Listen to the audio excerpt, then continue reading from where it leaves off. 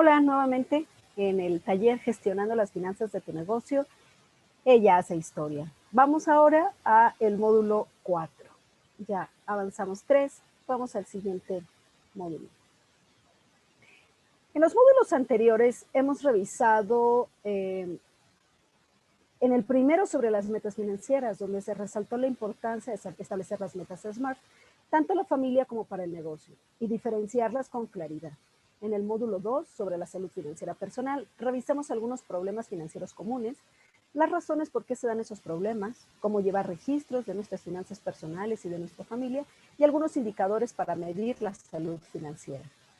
En el módulo 3, Salud Financiera del Negocio, también vimos algunos problemas comunes en nuestros negocios, revisamos algunos conceptos básicos en la gestión financiera y la importancia de hacer registros financieros en el negocio, que nos servirán para evaluar a través de los indicadores la salud financiera de nuestros negocios. Y ahora comenzamos con el cuarto módulo, que son registros financieros. En este módulo nos enfocaremos a comprender la importancia de registrar transacciones financieras e información para monitorear y evaluar el desempeño financiero del negocio. Además, comprenderemos las necesidades de efectivo de un negocio para sus actividades operativas, financieras y de inversión. Y finalmente, cómo hacer seguimiento y registrar ventas y gastos usando plantillas de control de ingresos y egresos, plantillas de cuentas por cobrar y plantillas de cuentas por pagar. Esto es lo que vamos a abordar en el cuarto módulo, registros financieros.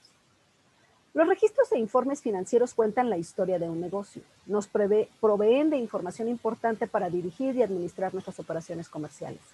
Los registros financieros nos permiten comprender el rendimiento y la condición de negocio que tiene relación con los costos y ventas crecientes o decrecientes, las ganancias o pérdidas que va teniendo nuestro negocio, los productos o servicios que son más o menos rentables y los activos y los pasivos. También los registros financieros nos permiten controlar las finanzas del negocio, por ejemplo, los costos reales por productos o servicios, los precios rentables, las necesidades de materiales o equipamiento, el déficit de efectivo y de futuras demandas de efectivo que tendremos y la cantidad de impuestos a pagar. Si alguna de ustedes no lleva registros financieros, es un buen momento de comenzar la práctica de anotar todas las transacciones financieras en las planillas simples de ingresos y egresos para sus negocios. Desde la ocasión pasada, cuando empezamos a ver los módulos, hemos visto el término de ingresos, que es dinero obtenido de las ventas de productos o servicios de las actividades comerciales principales. Como hemos insistido, los ingresos no son ganancia todavía. Las ventas se pueden cobrar en efectivo o a crédito, es decir, nosotros podemos vender a crédito o de contado. Los montos adeudados a un negocio por clientes se denominan cuentas por cobrar. Es importante registrar las transacciones de ventas utilizando un control de ingresos para que podamos rastrear y monitorear nuestras ventas en efectivo y a crédito. Es muy recomendable registrar los detalles de la venta, por ejemplo, datos como el artículo y la cantidad vendida, la fecha de la transacción, el nombre del cliente, el valor de la venta, pago en efectivo o a crédito, número de recibo, fecha de pago y algún espacio para algún comentario. Veamos aquí un ejemplo de una plantilla de control de ingresos. Si observan la imagen, se tienen espacios para cada uno de los detalles de la venta, como el artículo, la cantidad vendida, el precio, la fecha, el cliente a quien se le vendió, si la venta fue en efectivo o a crédito, el número de recibo con el que se realizó la venta, la fecha de pago y un espacio de observación. Las mujeres emprendedoras debemos hacer un seguimiento y administrar cuidadosamente todas nuestras cuentas por cobrar, es decir, de aquellas ventas que hicimos a crédito. Los negocios a menudo tienen dificultades para cobrar los pagos pendientes y a estos a veces se convierten en deudas incobrables. Esta es una de las causas comunes de los problemas de flujo de efectivo en todos los negocios. Es recomendable usar un registro de cuentas por cobrar para rastrear los pagos pendientes que tenemos de los clientes. Veamos un ejemplo de una plantilla de control de cobrar en unos momentos. Vamos a ver esta plantilla un poco más cerca. Veamos que esta es una plantilla de control de ingresos, es decir, con esta vamos a poder registrar todas aquellas entradas de dinero por concepto de ventas de servicios o de productos que hacemos, ya sea crédito o de contado.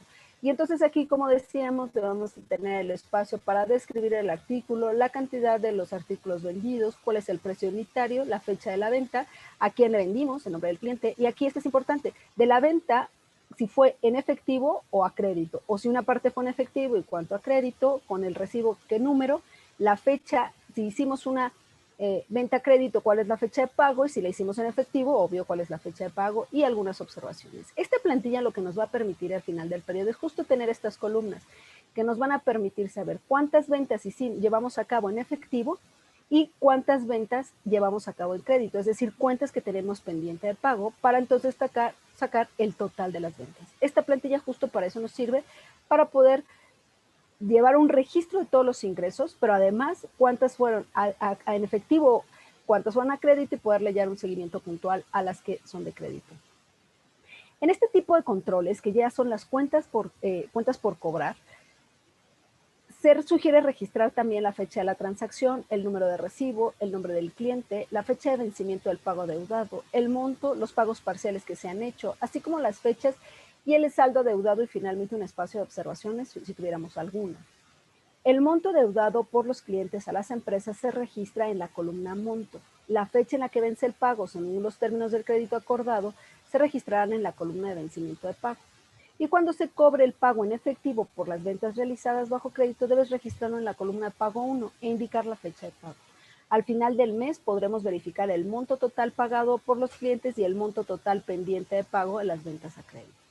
Es imposible tener en cuenta que es más bien importante, no imposible, es importante tener en cuenta que el valor de las cuentas por cobrar total se utiliza en el balance general, en un estado financiero, que en otro módulo aprenderemos. Vamos a ver de cerca este control de cuentas por cobrar. Acuérdate que este registro nos va a servir para darle seguimiento a las ventas que hicimos a crédito, de tal manera que podamos recuperar esa cuenta. Entonces, pues hay que poner la fecha, el recibo, a quien le vendimos, el monto de la venta, la fecha de vencimiento de ese pago pendiente, el monto del pago pendiente, el pago 1, la fecha que se realizó el pago, y si hay más pagos futuros, pues el pago 2 y la fecha de pago para llegar a un total pagado en el periodo y cuánto nos queda pendiente, y una columna de observaciones.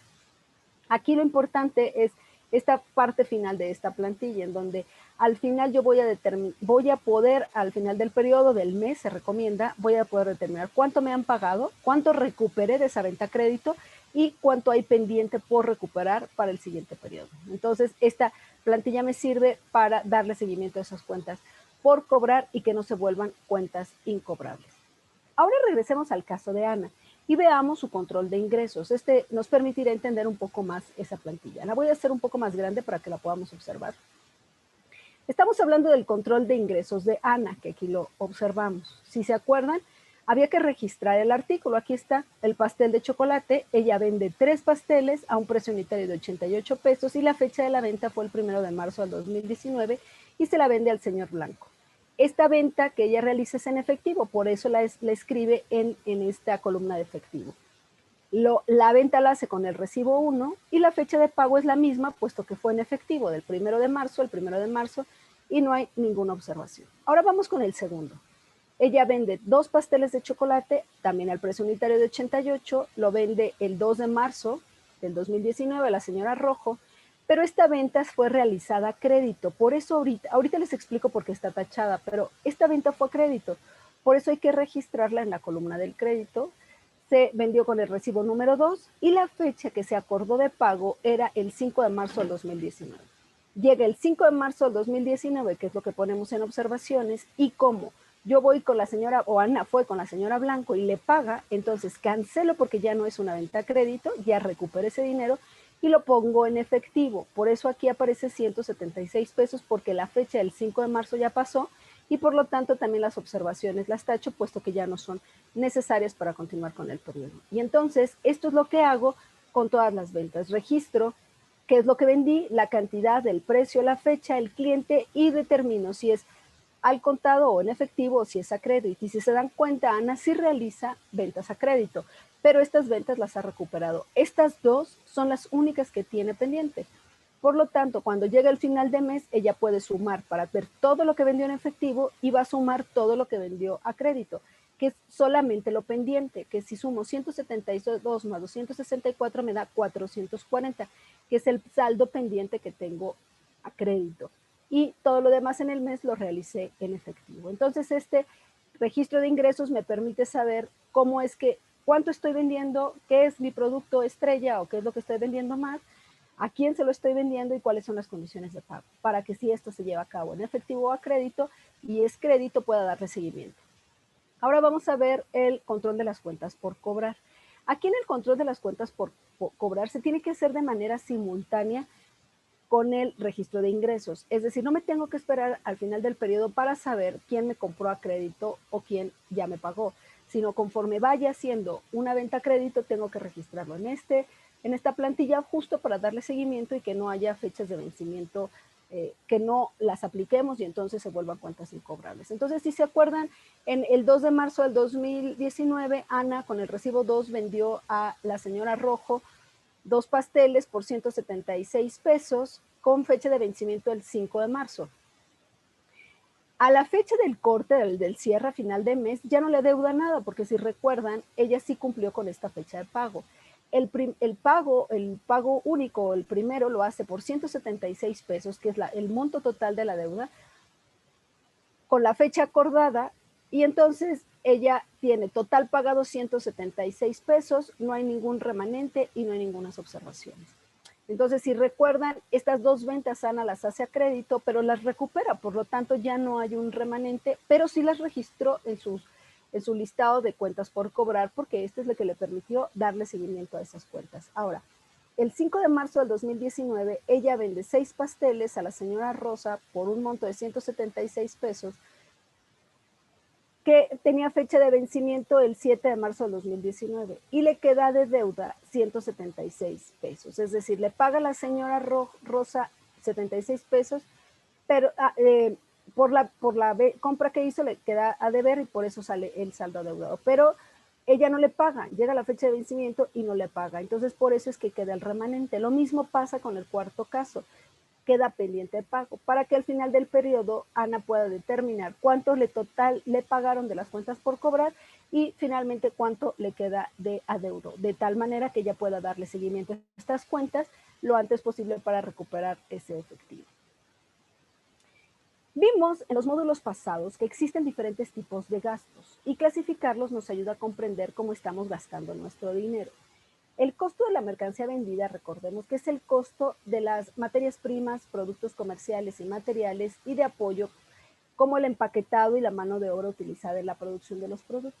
El costo de los servicios vendidos, que también corresponde a la primera imagen que tenemos, es el costo de la mano de obra directa y materiales de apoyo utilizados en la creación de servicios. Es decir, el costo de la mercancía vendida lo hago cuando soy empresas de transformación o que hago un producto, lo transformo para llegar a un producto de venta. Cuando son costos de los servicios vendidos, yo no ofrezco ningún producto, sino un servicio, pero también tengo que calcular esos costos o también representan costos incurridos. Tenemos también los costos de venta, que son aquellos costos que son los que tenemos aquí después de los costos de la mercancía vendida, que son los costos relacionados a esfuerzos de venta, como la publicidad, las relaciones públicas, etc.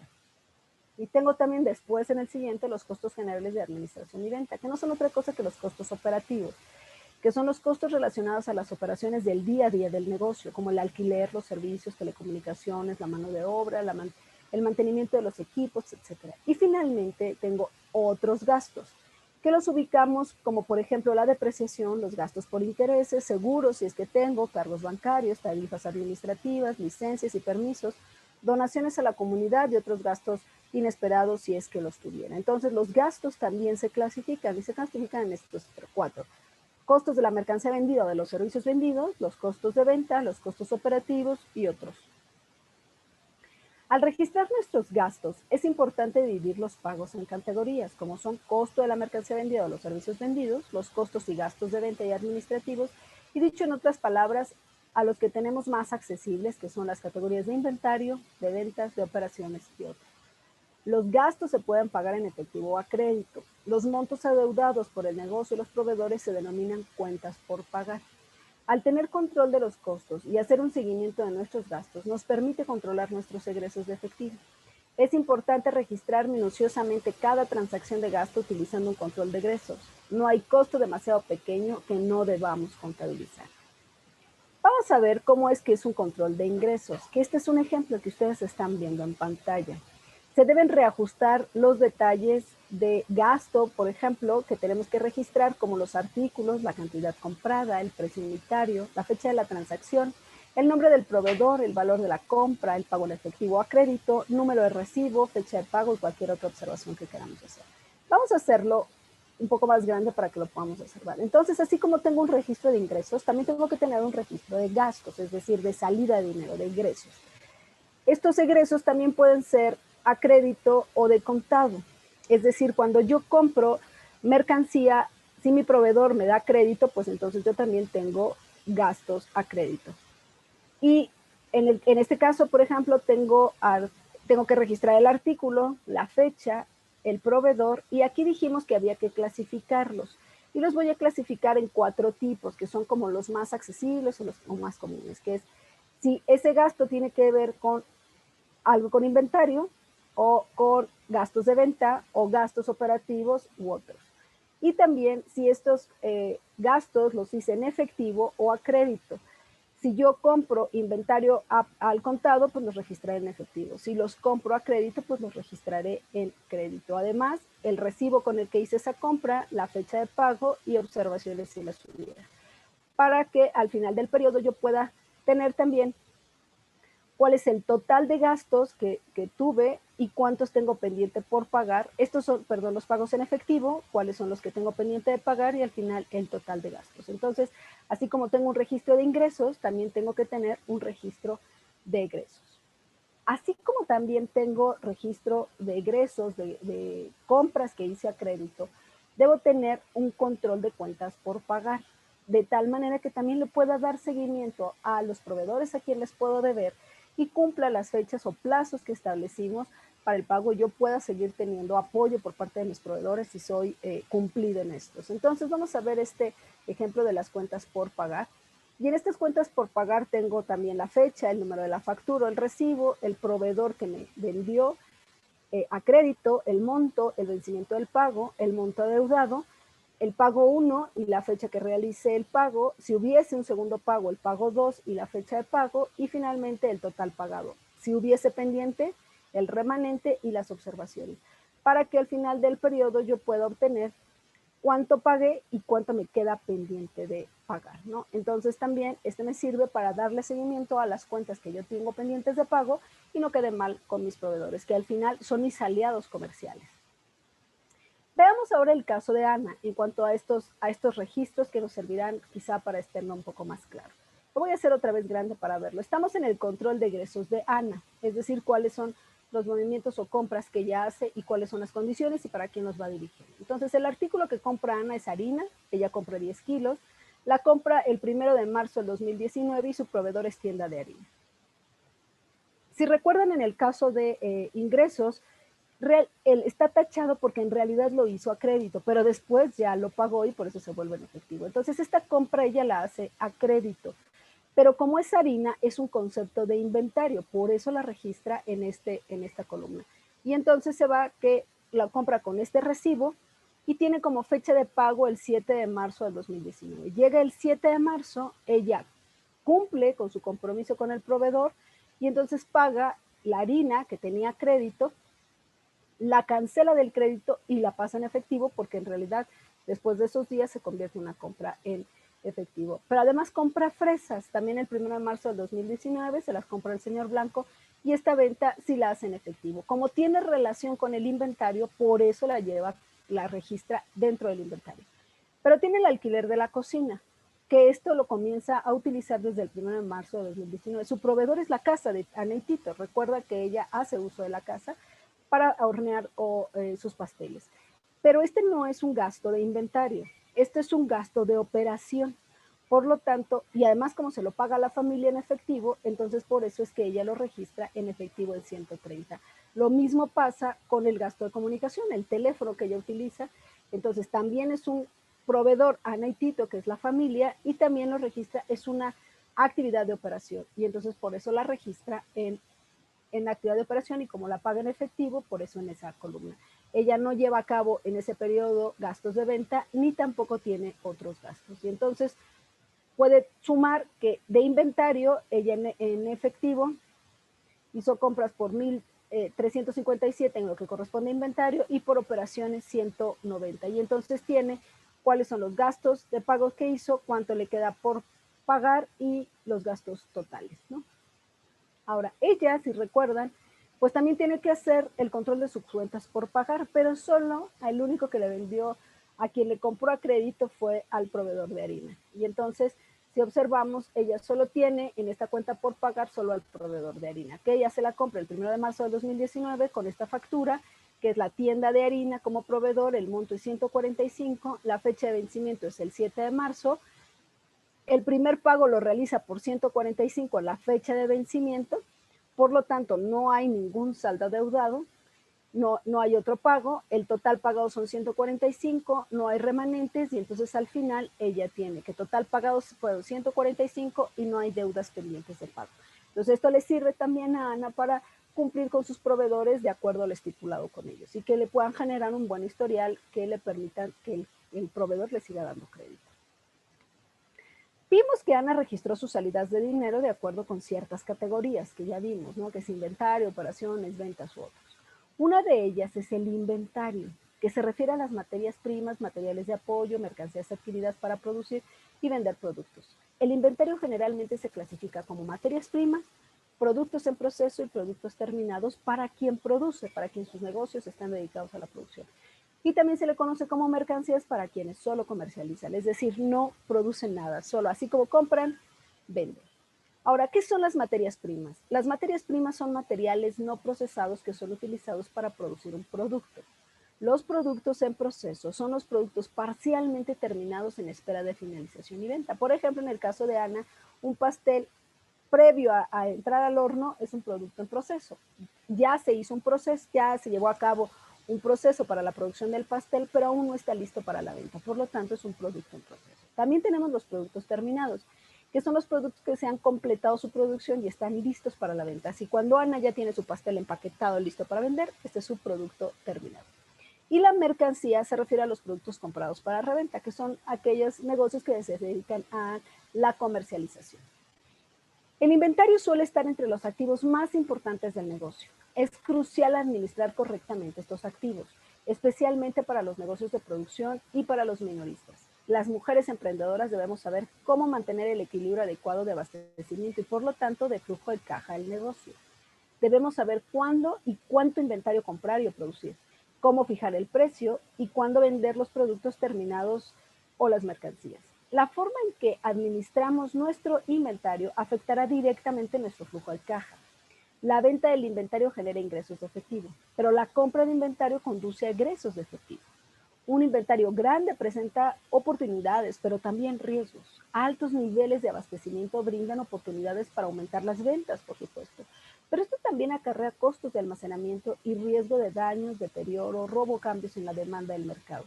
También se produce pérdidas si ciertos materiales tienen periodos de caducidad o se vuelven obsoletos o requieren ser liquidados porque los precios bajaron o la temporada cambió. Demasiado abastecimiento también